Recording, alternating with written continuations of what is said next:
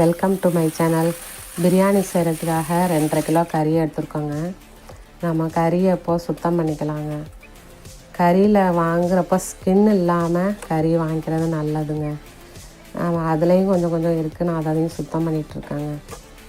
இப்போ சுத்தம் பண்ணி நம்ம எடுத்துக்கலாம்.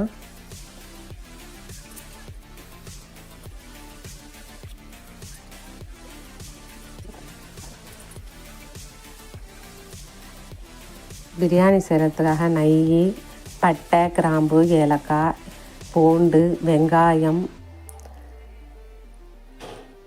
இஞ்சி, தயிரில் பட்டை மசாலா கலந்து வச்சுருக்கேன். லெமன் எடுத்து வச்சுருக்கேங்க.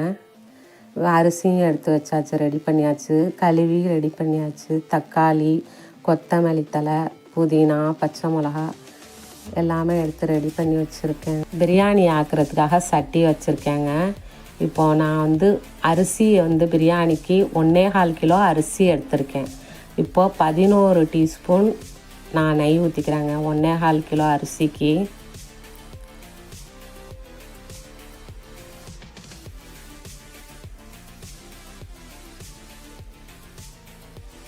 எண்ணெயும் சேர்த்துக்கிறேங்க. நான் அதோட எண்ணெயும் இப்போ நெய்யும் நான் ஊற்றின அளவு பார்த்திங்கன்னா, இதில் ஒரு 100 கிராம் இருக்கும் நெய். இது ஒரு 50 கிராம் எண்ணெய். பட்டை, கிராம்பு, ஏலக்காய் போட்டுக்கோங்க தாளிப்பில். 4-5 கிராம்பு, பட்டை, ஏலக்காய். இப்போ பிரியாணி ஆக்கிறதுக்காக நம்ம ரெடி பண்ணிட்டோம். இப்போ நான் வெங்காயம் போடுறேங்க. பிரியாணிக்கு தாளிக்க 1.25 கிலோ அரிசிக்கு 1/2 கிலோ வெங்காயம் போட்டிருக்கேங்க. இப்போ வதக்கலாங்க.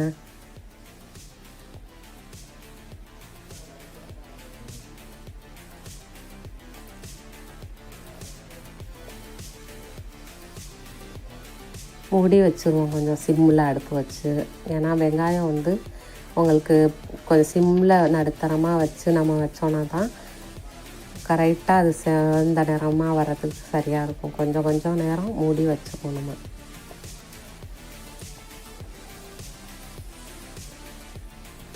இப்போ திறந்து பார்ப்போங்க. இப்போ நம்ம வதக்கிட்டே இருப்போம்.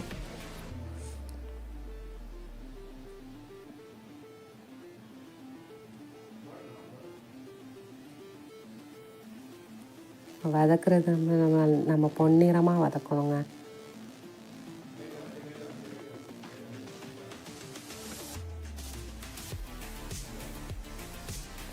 இப்போ நான் 1.25 கிலோ அரிசி எடுத்துருக்கேன்னு சொன்னேன்லங்க. அதில் நம்ம அரிசி நம்ம அளந்து எடுத்து நம்ம 4 தண்ணி ஊற்றி கழுவி நம்ம நல்லா வடிகட்டி எடுத்து வச்சுட்டேங்க. நான் 1.25 கிலோ நான் அரிசி எடுத்திருக்கேன்னா உங்களுக்கு அதில் நான் காப்படி உலக்கில் 3 உலக்கு, அதுதான் நான் 1.25 கிலோ கணக்கும் சொல்கிறேங்க. நான் இப்போ நான் நீங்கள் 3 காப்படி தண்ணி எடுத்தீங்கனாக்க, இப்போ ஒரு காப்படினாக்க ஒரு காப்படிக்கு 1.5 உலக்கு தண்ணிங்க. அதே மாதிரி நான் 3.25 தண்ணி எடுத்திருக்கேன். அளவு எடுத்து ரெடி பண்ணி வச்சுருக்கேங்க நான். இப்போது உங்களுக்கு வெங்காயம் கோல்டு நேரத்தில் வந்துருச்சுங்க. இப்போ இஞ்சி நம்ம போட்டுக்கலாங்க. போட்டு வதக்குவோங்க.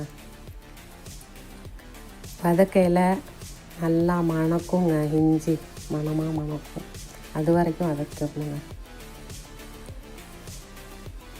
நம்ம வதக்குறதுல தாங்க பிரியாணி மணமே இருக்குது.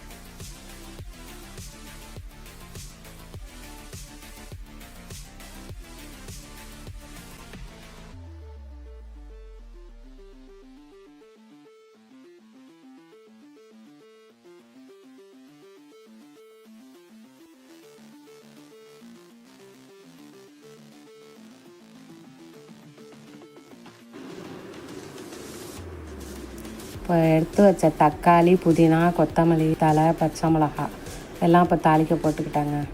இப்போ வதக்கிட்டே இருப்போம்.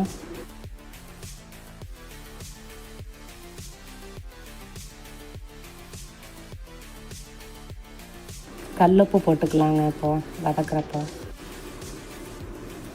வதக்கிட்டே இருப்போங்க.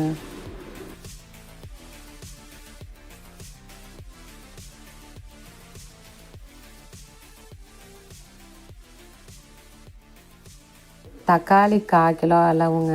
கொத்தமல்லி தழை வந்து ஒரு கைப்பிடி அளவு. புதினா சும்மா கொஞ்சம் போல். கொத்தமல்லி தழை கூட இருக்கணும், புதினா கம்மியாக இருக்கணும். பச்சை மிளகாய் 7 போட்டிருக்கேன், வதக்கிட்டே இருக்கேன்.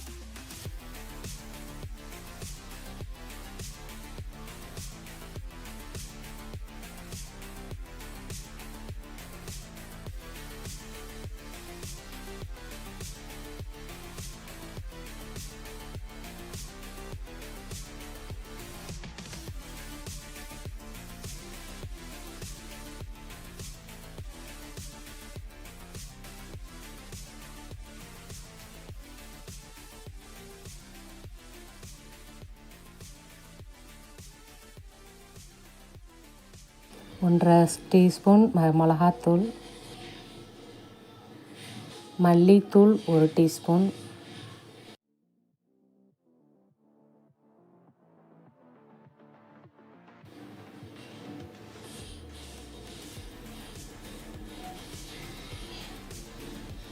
காஷ்மீர் மிளகாத்தூள் ஒரு 1/2 டீஸ்பூன், தயிர் வந்து 325 கிராம் எடுத்து வச்சதில் நான் பட்டை மசாலா அதுலேயே கலந்துட்டேங்க. தயிர்லேயே கிண்டிகிட்டே இருப்போம்.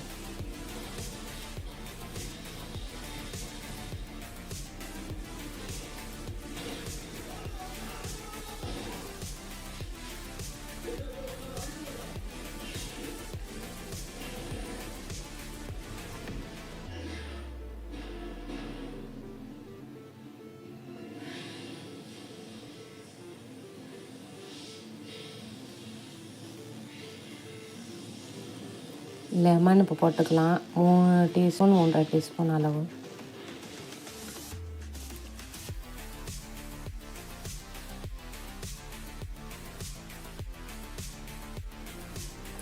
கறி இப்போ போட்டுக்கலாம்.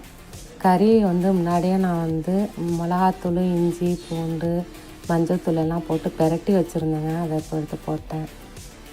நம்ம வதக்கிட்டே இருக்கோம்.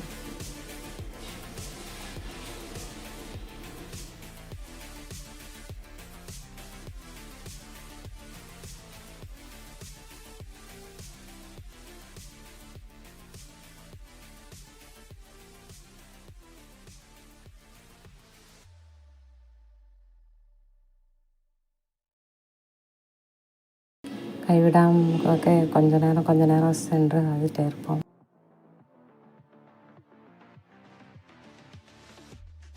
பத்தாததுக்கு இப்போ மிளகாத்தூள் கொஞ்சம் போட்டுக்கிட்டாங்க. நான்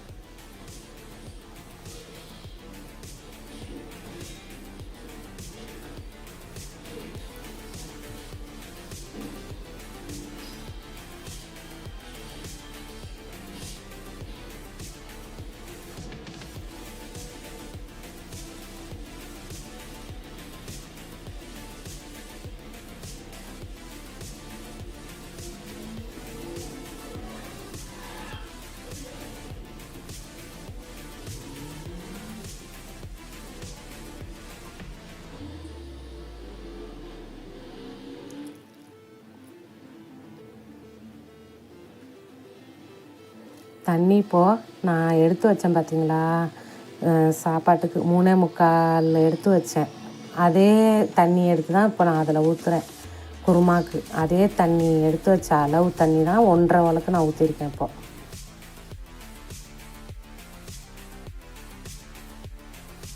மூடி வச்சுருவோம். சிம்மில் வந்து ஒரு 1/4 மணி நேரம் வச்சுருவோம்.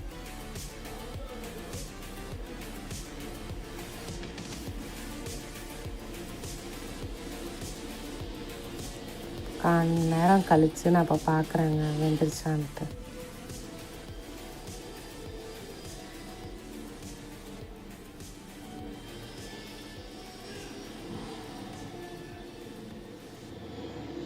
இப்போ மூடி வைக்கலாங்க.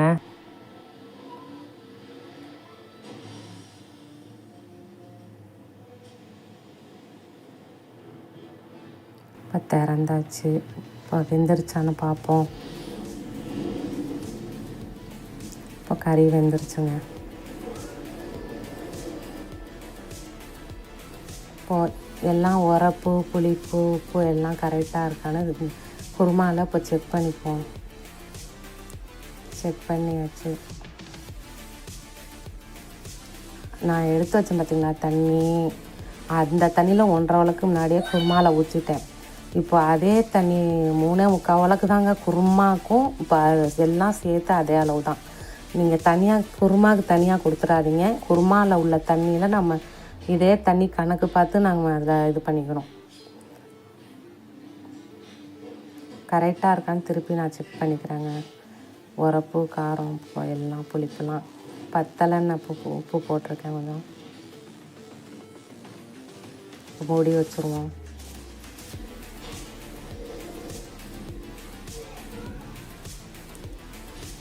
இப்போ மூடியை திறந்து பார்ப்போம். தண்ணி கொதிச்சிட்ருக்கு. அரிசி போட்டுக்கலாம்.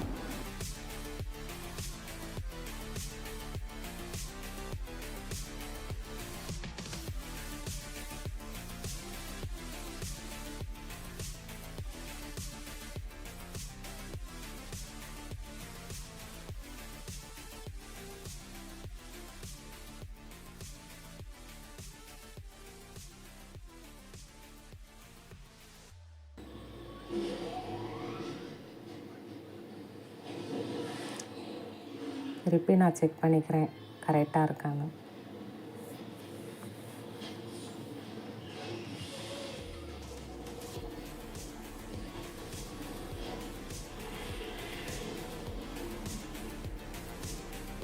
நீங்கள் அடுப்பு ஸ்பீடுலேயே வச்சுக்கோங்க.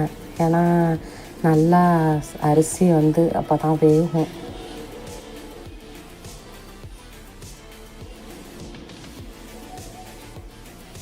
மூடி வைப்போம். இடையில சும்மா கொஞ்ச நேரம் மூடி வச்சு திறந்து கிண்டி பார்த்துட்டு எப்படின்ட்டு அப்புறமா கொஞ்சம் கிண்டி விடுவோம் நாங்கள்.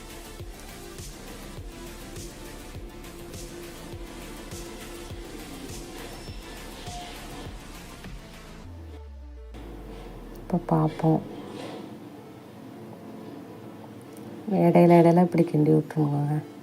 சாப்பாடு எப்படி இல்லாட்டி அடி பிடிச்சிரும்.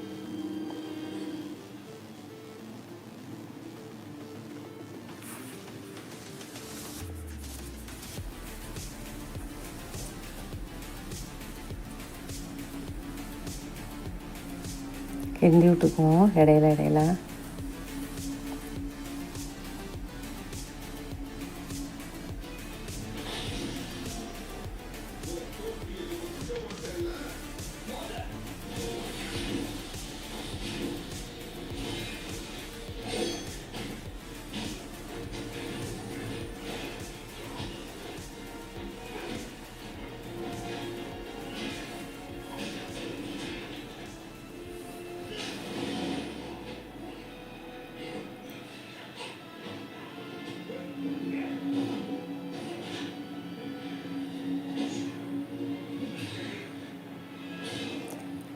பார்த்து பதமாக நம்ம பார்த்து இடையில இப்படி கிண்டி விட்டுட்டே இருக்கணுங்க அரிசி.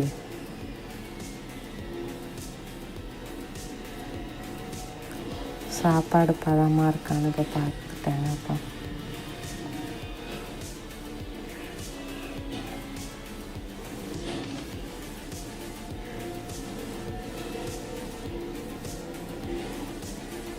இப்போ நம்ம மூடி தவா வச்சுருவோம். அடுப்பு வந்து ஃபுல்லாக வச்சுருவோம் மூடி போட்டு. அதுக்கப்புறம் நம்ம கிண்டி விடுவோம்.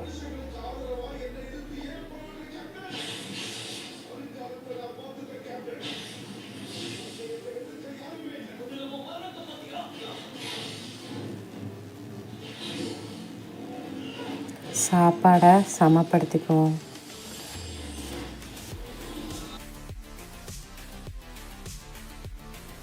இப்போ நெய் ஊற்றிடுவோம். கொத்தமல்லி தழை, புதினா கொஞ்சம் போல் மேலே போட்டுருவோம்.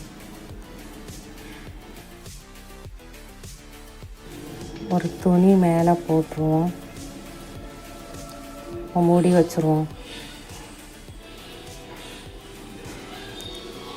சுடு தண்ணி அடுப்பில் வச்சுருக்கேங்க அங்கே பக்கத்தில். அதை எடுத்து இனிமேல் இப்போ மேலே வச்சுருவேன்.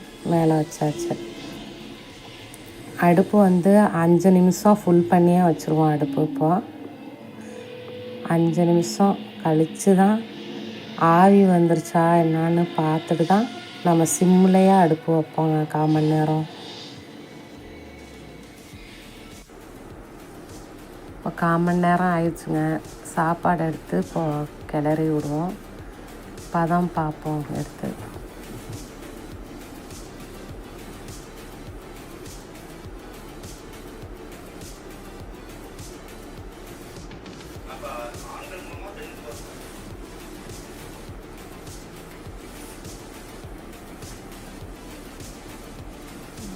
மூடி வச்சுருவோம்.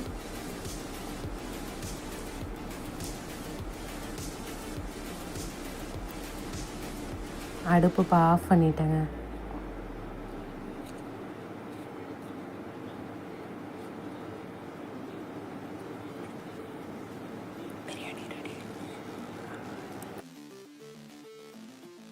இப்போ பிரியாணி ரெடி ஆயிடுச்சுங்க.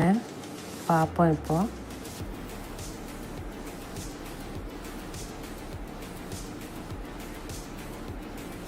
இப்போ பிரியாணி ரெடி ஆயிடுச்சுங்க.